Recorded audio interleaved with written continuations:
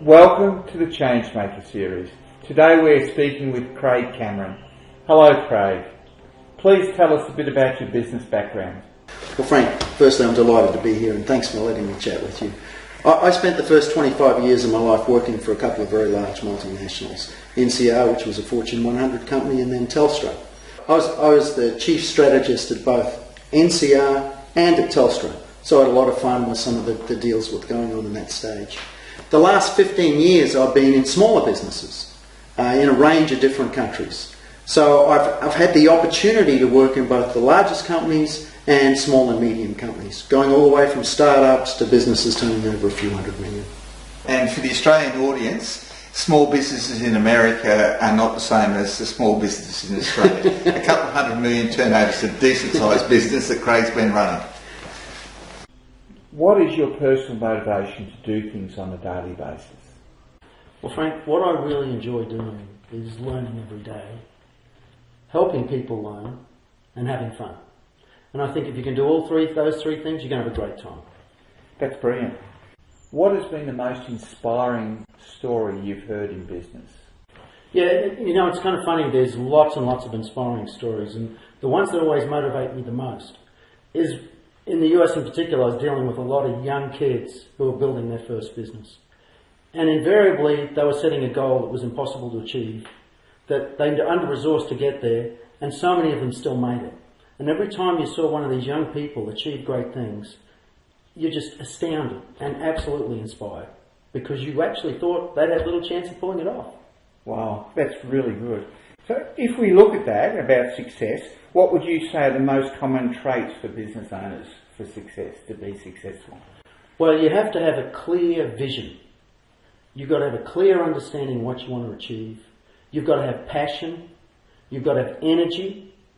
And you've got to then have continuity. You've got to be consistent with what you're doing. Because a lot of businesses, that's not something a lot of people talk about. But if you keep going off track and doing different things, that's really disruptive in a business.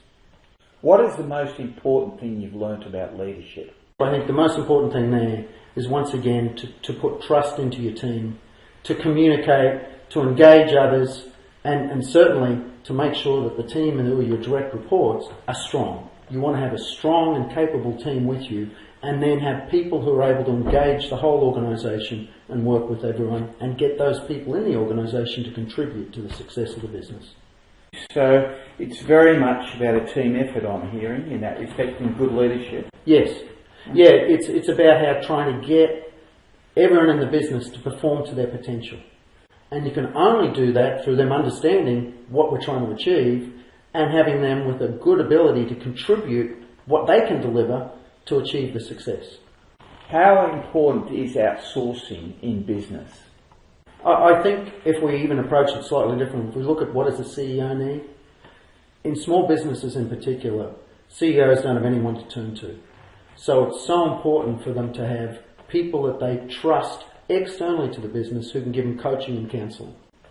That is really, really vital. In large businesses it's less important because there's a peer group and there's a senior group above that who can give you that coaching and counselling. So inside a business, the single most important person who needs help is the CEO. Then others may need help, but often they can get that and support from others in the business. What do you think limits success in business? I think what limits a lot of people in any business is their ability to grow and learn, and then absorb that learning. So many times you see people who start up a business, get it to 20 and 30 people, turning over 5 or 10 million, and then they've got a challenge of how do they get it bigger.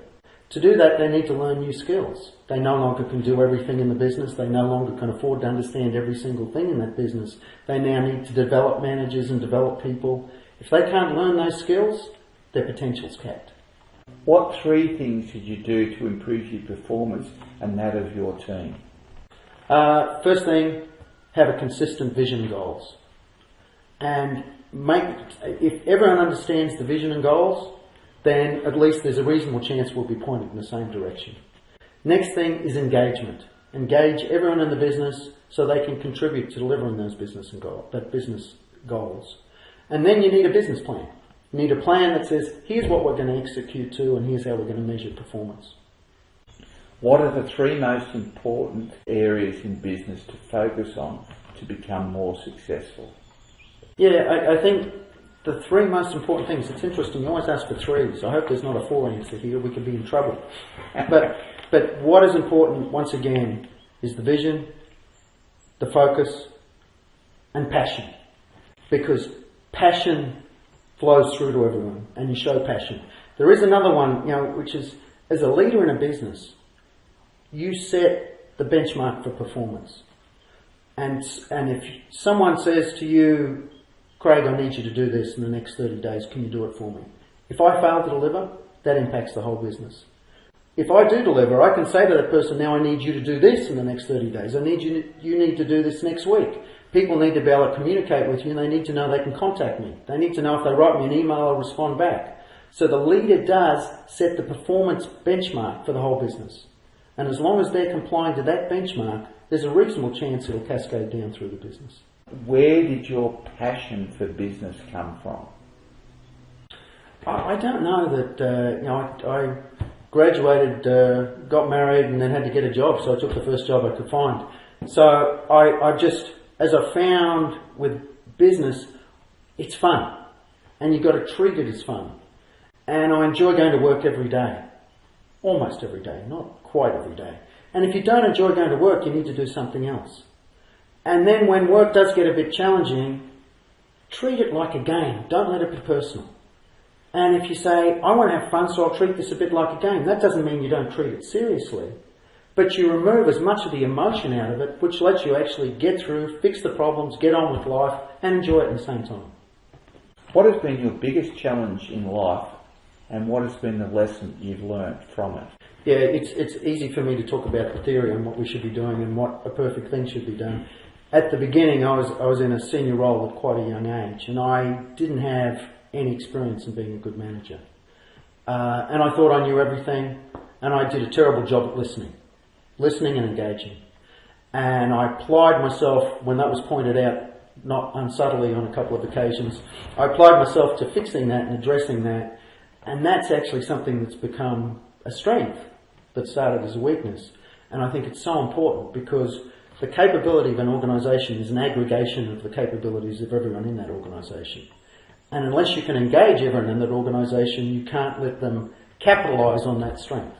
What are 2 or 3 tips you could give a person about turning their business dream into a reality? Yeah, I've met a lot of people who are wanting to build a new business and ask for advice. The first advice I always give is before you do anything, talk to lots of people. Go and talk to people, bounce your ideas off them, get their feedback. And go and talk to anyone and everyone. Talk to the people down the road who work in a shop, or go and talk to some business executives who might have done it before. So really flush out your ideas before you invest too much capital, whether it's personal capital or money. Then build the plan and get that plan solid, not necessarily super detailed, because in these businesses things have to change so fast. And the third piece of advice I give them, make sure that you're not going to run into serious cash flow problems. So build a plan that you can afford. And because if you don't get this, if you end up in fact having problems with cash, that is so distracting. It destroys any ability for the business to achieve its growth goals. So build it conservatively so that it can fund itself, or you know that it's likely you'll bring capital in at some point. So that's the 3 pieces of advice I give people. Does that apply equally to people starting up more entrepreneurial businesses versus the more standard business? If you're opening up a business that's manufacturing something that's everybody knows about versus, say, the computer industry where people are coming up with new and innovative ways, and Facebook of 10 years ago didn't exist. Is that strategy equally as valid? Yeah, it's a great point. I think it's more important when you're dealing with a tech, let's say a startup tech business. But if someone is even buying a franchise, they're buying a McDonald's franchise, they still actually need to do that. They need to make sure they understand the business of franchising. They need to make sure they need to go and talk to people saying what are the good and what are the bad aspects of franchising. Then they need to build their business plan, because they need to say, hey, I need to be able to make money out of this. Is this the sort of financial outcome I can achieve? And they do need to worry about their cash because they say, how am I going to finance the acquisition of this franchise? I've now got a bank loan. Is there enough cash that's coming out of the business for me to support that loan and for me to take adequate returns and keep my family happy? So it's even more important when you're a startup type business, but I think there's relevance for all businesses. Once people are in business, it's so often the case that businesses have problems in the first 5-7 years. What advice would you give to those people that have got the business going and may have built decent cash flow, but they run into problems? What would be some of the problems they'd run into, and what would your advice be? Yeah, well, the normal thing that a successful business runs into is, as I mentioned before, it hits a cap in size, where they now need to change their style of the leadership. They now need to bring new people in to help take it to the next stage. What's important there is for them to recognise, I now need to behave differently. Every business, though, runs into problems. No matter what, large and small. The biggest businesses run into problems as well. And it's how you deal with those problems that is important. And dealing with those problems, look for help. And then when there's a real crisis, have courage to take some action. Because it's really important to sometimes you just got to do something. Have the courage to take that action, but be prepared to change that action if it doesn't work out. What are the 3 most common mistakes in business? I think they change the goals too much and too fast. That's confusing. They don't build a plan that says, here is how I'm going to execute, and they don't engage the people inside the business well enough. If you do all those things, you've got a reasonable chance of success. How important is a business plan to you, and how often do you review it? Yeah, and that's a great question because it varies business by business. Firstly, I think the single most important thing is the vision and goals. And that needs to be clearly articulated before any planning is done, any business planning is done. That should be looked at every year or two, but it shouldn't be looked at particularly frequently. The plan, how frequently you look at your financial plan, typically it's done annually. In a very high growth and dynamic business, you might want to look at that more often. But you don't want to spend so much time planning and not enough time executing. So you need to get that balance right. So in a typical business, I'd say you plan once a year. When you look at the planning, that's a different skill set for a lot of people in medium-sized businesses that are running maybe a 100-person business, and it's a very strong leadership style. How do they balance the operational aspects of looking after the day-to-day with keeping in mind that plan and that vision? Yeah, it's a challenge for everyone. And you've got a challenge in any business to balance your time between customers, employees, product manufacturing, and the internal processes of the business. So it's a challenge I don't think there's any magic answer to. If you're not making money, you've got a whole different set of problems to deal with. So if planning interferes with your ability to make money, you need to do less planning. But if you're not making money, maybe you need to do more planning too. So there's no magic answer to that. It's a very, very tricky one. But getting the balance right is very important. Given you've run so many companies and they have been growth companies, what are a couple of tips you'd say that people should take notice of and look at the way they run their business? I think one of the first things is set shareholder and board expectations low. Because if you're overachieving the targets that have been agreed, life is easy. If you set aggressive targets and miss them, you may have some extra pressures put on you that you really don't need, because every CEO is trying as hard as they can. So the first thing there is don't overcommit. The next thing is communicate with everyone in the business, including the shareholders, including the board. Have them understand when there are issues, when there's good news, when there's bad news. And of course you need to engage all the people in the organisation well. When you talk about communication and the stakeholders, I'll use the word stakeholders, that's very much around our passion for change and improving businesses. How do you work with your staff at the same time? Because you're setting the expectations for the people that are the owners of the business that make the decisions as to whether the CEO comes or goes.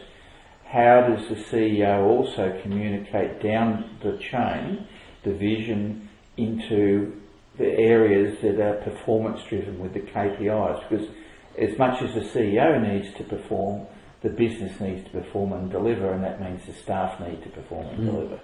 Yeah, let me answer the second piece first, the KPI things.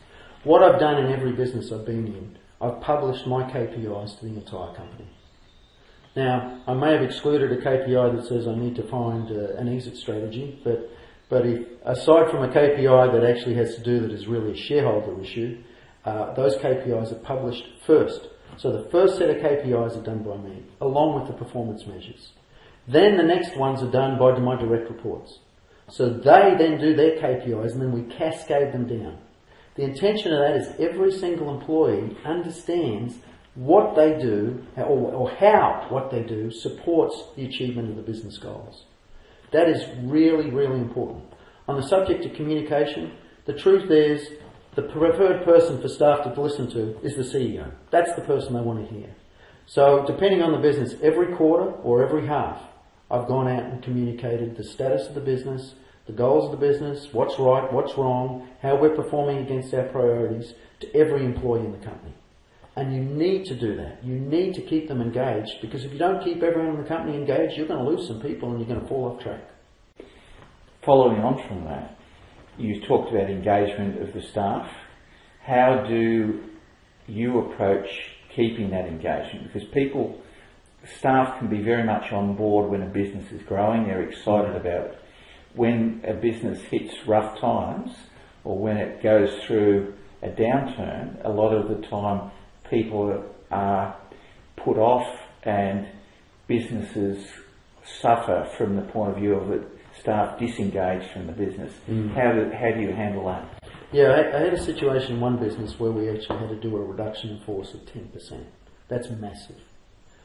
We just weren't performing as well as we should, and we made a decision that we were going to have to reduce the number of people in the company.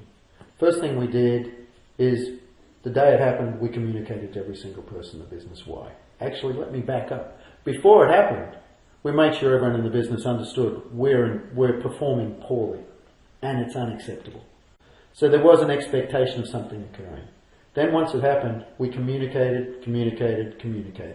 And on that particular situation, I did an immediate trip around to every branch and talked to every single person to make sure they understand, here's why we're doing it, here's the new actions that we're implementing to get us back on track, and here's what we're looking for, here's what I was going to be doing, the leadership team was going to be doing, and here's what we wanted others to do to get us back on track. Now in that particular situation, there was a serious drop in morale the day it all happened. And a month later it was still a fairly serious drop in morale, but then we came back pretty quickly. But unless you accept there will be a drop in morale and it's going to hurt the business when you do things like that, the goal of anyone is to say, how do we have that dip as shallow as can be and as short as can be? When you're looking at that, how important is reinforcing the vision to get through? To me, it reminds me of people talking about marathon running when they hit 35 kilometres and their body just crashes. Emotionally and physically, a workforce will go through an equivalent emotional strain. How do you bring them through to get to the other side and then to grow the business back? Yeah, that's a really hard thing to do, of course. But I think it comes back to, you're right, consistency with the vision. Here's what we're doing. Here's what we said we're doing. Actually, is the vision right? Yes, it's right. We want to keep doing this. Here's where we're in trouble. Here's why we're in trouble. People always want to understand that too. And here's what we're doing about it. It's communication, engagement, to say, hey, we've got these things. We don't know answers to this problem. We're looking for people who can help us address this one. And being candid is really important. Now, you should be saying, we haven't got answers to all this yet. People are smart. They know when they're being, not told the truth. They understand. So tell them the truth and ask for their help. When you talk about that, what it reminds me of is the fact that we're dealing with individuals, and as much as a company is a group and performs as a group and the outcomes we want for a group, we need to think of the people as individuals.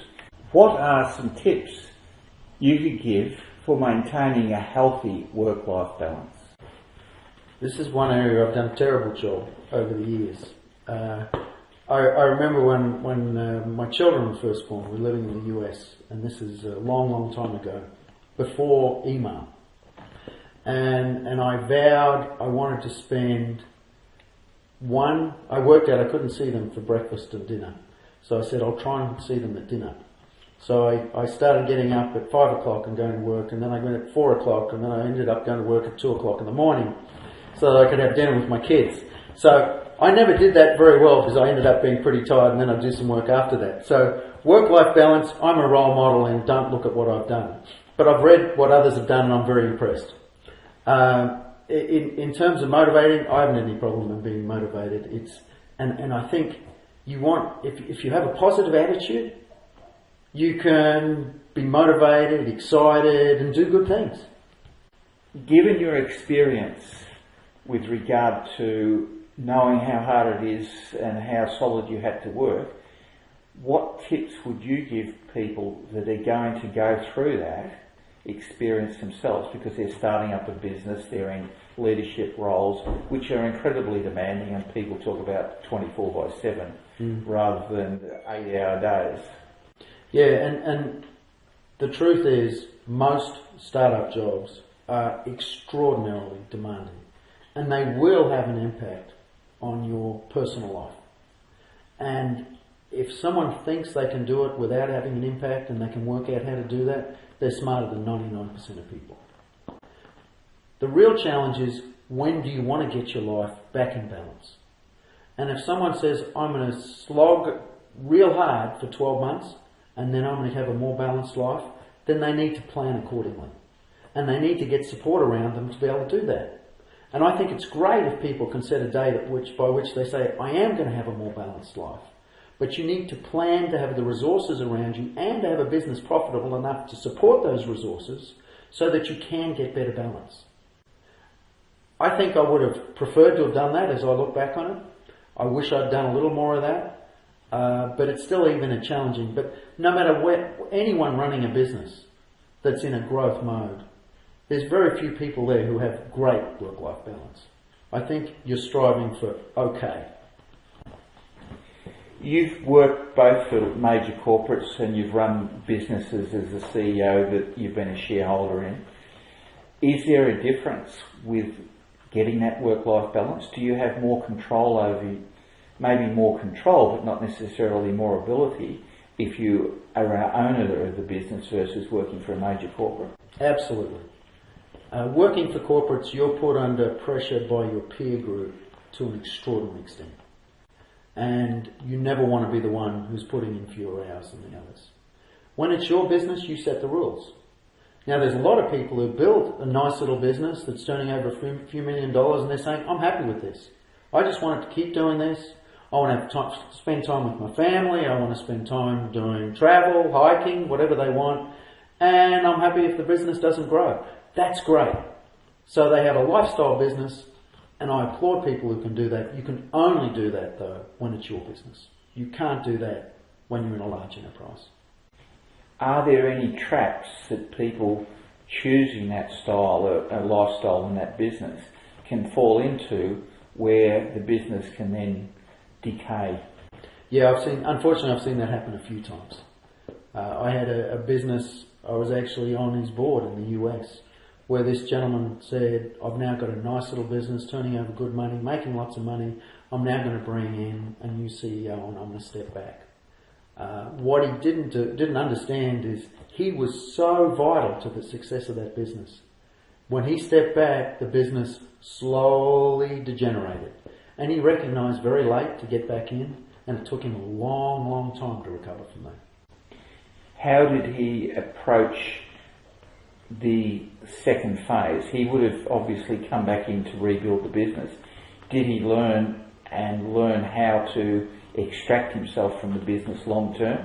Because anybody needs to have a succession plan. Yeah, in that particular case he didn't. And I think that's probably more normal than not, because these people are getting back into the mode of rebuilding from where they were, say, 2 years before.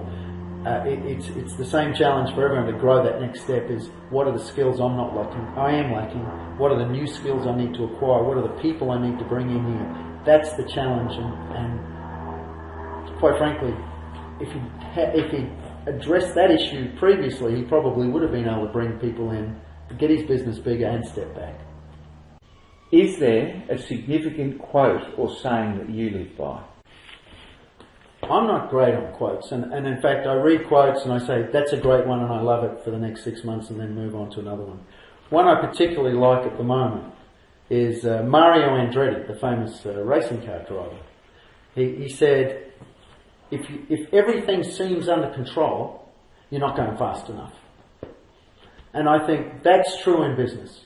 Because in business life, if everything's under control, you're not doing as well as you could. You want a business to be performing at its limit, and only when it's performing at its limit can it achieve its potential. You've been in technology businesses over the last decade or two, so you'll know that technology has changed dramatically. Mm-hmm. How well does that saying apply, and how have you done things in the past that have made sure that you've kept ahead of the changes in technology? Yeah, well, in technology it's fundamental to do that. You've got to stay right on the edge. In fact, there is another quote that I also love from the CEO of LinkedIn, the founding CEO of LinkedIn. And his quote was, if you're proud of your first product, then you've launched it too late. And that real message is, in technology areas in particular, you need to get stuff out early. But don't do a mass release of it. Get it out to people you trust. Get it out to friends of the business. Get it out there early so you can enhance it rapidly. You can then, build it up and improve it, and then get a full product to market real fast. So it is important in technology businesses, as much as any other industry, to stay right on that edge and to be pushing to the absolute edge. For businesses in general, how important is it for them to talk and keep aware? A lot of small businesses will be so focused on their day-to-day that they're maybe not looking outside and seeing what the competition, and especially what overseas, is doing. And I think if you look at certain industries like the car industry and the IT industry, outsourcing to India, to other countries, is what has happened, and it will continue to happen in different areas.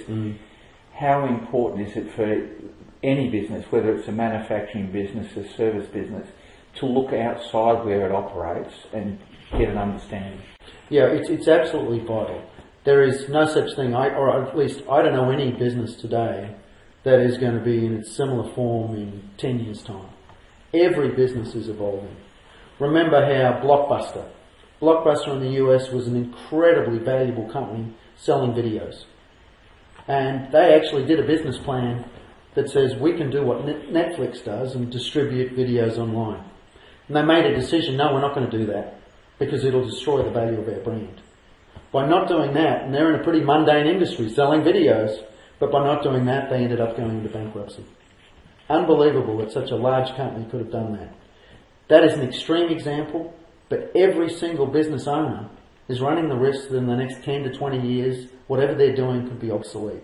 They've got to stay on top of what's happening in their industry and what's happening in similar industries, because they may well jump into their space. If you were to coach a CEO or some leadership person, how would you suggest they approach that to keep on top of things? Network. You've got to network, you've got to talk to people. You've got to talk to people in your industry, as I say, and other industries. You've got to talk to people outside of your business. Now, it could be customers, it could be suppliers, it could be your competitors. But you've got to talk to others outside of your business to have any real sense as to what will happen in the future or what may happen in the future. What does wealth and success mean to you? Yeah, I think success means I can do what I want to do, and I have enough assets to do that, and I can spend time with my wife, my kids and my family in a way that suits me. When you can have all those things, it's great. How important is wealth to you, and what do you see as wealth? Wealth To me, you have adequate wealth if you have enough money to do what you want. And you set that bar yourself. And as long as people have enough money to do what they want, they're wealthy. They're very wealthy. People talk about money being a driving force for a lot of younger people growing up. What's your view on money, and is there something that you could say that money can't buy? Yeah, money can't buy a good home life. That is so important. Money won't buy you friends. Money won't buy just you being happy. Money doesn't make you happy. So I think when you're young, you use money as a measure of performance, and everyone wants to perform well. So it's an important measure, and also once you hit a certain level of wealth, it becomes a little less important for many. For others, it don't. It doesn't. They still see it as a game. They still want to see, make more money, be more successful in the eyes of others. So it changes, but at a certain level, I think for a lot of people, your growing your wealth is considerably less important than it may have been in earlier part of your working life. For a business leader and an owner, how important is it to get that balance right between growing the business versus chasing profits, wealth, success? Yeah, it's always a balance. But if you're the owner of a business, you decide what the priorities are. As soon as you have one other shareholder, you're obliged to seriously consider their motives and their goals.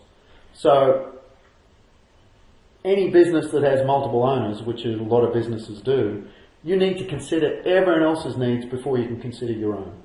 And you need everyone ideally to be together and say, yes, we are going to operate this way. We are going to exercise these priorities. We are going to let you do these things differently. It's so important to engage, to have a common view amongst all shareholders. For that reason, it's often better to be a sole owner of a business, but it's not always possible for that to be achieved. We've talked about the importance of business, dealing as a leader, having that vision, the engagement, and the personal aspects of running a business and how it impacts you. What can you tell us about being more efficient, or is there such a thing as being more efficient when you're in those higher roles? Oh, I think it's very important. And once again, you're setting the tone for the whole business. So it's really important that you structure your days. I think a lot of people get up early, a lot of successful executives get up early, get through their emails, get through all their important work that doesn't involve people, whether it be customers, suppliers, or people in the organisation. Get that done early. Make sure you respond to all the emails that come in there. Make sure that you're holding others accountable to delivering them what you want them. And do that early. Then you can spend the day working on the work day, I should say, your typical work day, engaging others, which is such an important part of the job. Throughout the discussion, it's been very good to hear the fact that people need to do things by getting advice, by talking to people, by getting a better understanding. In sport, so often, regardless of what level you're at, an Olympian, world champion, you've always got a coach. How important is it for business owners and upper management in these corporates to have people that can take on some of that role of coach to those people? Yeah, that's a really good question. No one in business has all the knowledge required for them to be successful. No one at any level. And even some of the largest corporations in the world have coaches for their CEOs. So having someone external who can support you, and it could be a board member, it could be a friend, it could be someone who is an ex-colleague who's gone to another business. But seeking the advice of others, trusted advice of others, and being able to engage with them with your real issues and challenges is so important. And I think a fault of many, many business owners is they don't do enough engagement of others. If you were to give business owners and even the upper management advice on selecting a coach or getting someone to support them, what are a couple of things that you'd advise? Find people who have done what you do, run the business, been in the business, and they truly understand your business issues. It's really, really important that you can speak with them in a common language. You want people, of course, who are empathetic. There's a lot of people out there you see who are great at telling you what to do, but they need to listen, they need to understand, they need to engage. And you want people who can engage with you, and you feel confident that they'll listen to you just as you'll listen to them. I can understand that side of looking for a coach. For the CEO and for the upper management, when they engage with a coach, what do they need to approach it like? Like a tennis player would approach a coach and be expecting them to offer tips and then put in the effort to get to that next level. What does the person as the CEO or upper management need to do to contribute to that team event of taking on a coach? Yeah, well, step one, they need to be 100% open. And as long as they're completely open, then they've got a chance of getting great feedback. They need to be ready to take constructive feedback. And constructive feedback's not always nice. So they need to they need to expect that they're going to be given some feedback that might hurt them a bit. So they need to have their ego ready to be battered a little bit. And as long as they are completely open and they're ready to accept that feedback, they're probably in a situation where they're receptive to getting good advice that really makes an impact on their business. Probably one of the last questions I'd like to ask is, people put off making decisions often, and that has an impact, but people usually don't see the impact either for long term. How do you encourage people to look and make decisions and take action? And what are some of the things, the term lost opportunity, etc. comes in. How do you encourage people to make the decisions and not procrastinate? Yeah, this is a very, very difficult thing to do. As I look at my business career, how many times have I been too slow to act on someone who's not performing optimally in a job? Whether I go in there and help them, or to find them another job, or whether we move them on. The answer is more times than I can remember. And even today, do I do it as well as do I do it brilliantly? Absolutely not. Do I understand a potential crisis before it hits, or as it's coming in? Too often it's too late. So firstly, I think all of us are not very good at that. Having someone who can have an external view and see your business a little bit differently to you and listen to them, that can help. And unfortunately, the other thing that helps is experience. With experience, you can see the signs a little earlier, you can understand things a little bit better, and you act a little bit quicker. This is one where I don't think there is any real easy answer. Thank you. Craig, you've really given some insightful information today. I'm sure I could ask a lot more questions, but what I'd like to do is say, is there anything that you'd like to say to the audience that you think clarifies or puts some focus on how a person as a leader or as a manager should take the next step to improve their business or improve themselves? One thing, I think if there's one thing, it's engagement of the people. And I think one little lesson I've learned, if you can respect every person in your business as much as you respect your mother, then there's every chance you're going to have a great business. So it's respect for the individual, it's respect for all the people you're engaging. And as I say, you respect them as much as your mother, they're going to give back to you, you're going to work out great. And that's probably as important as anything. I appreciate that, Craig. Thank you very much for coming to this interview today. Thank you, Frank. It was great to be here. Thank you.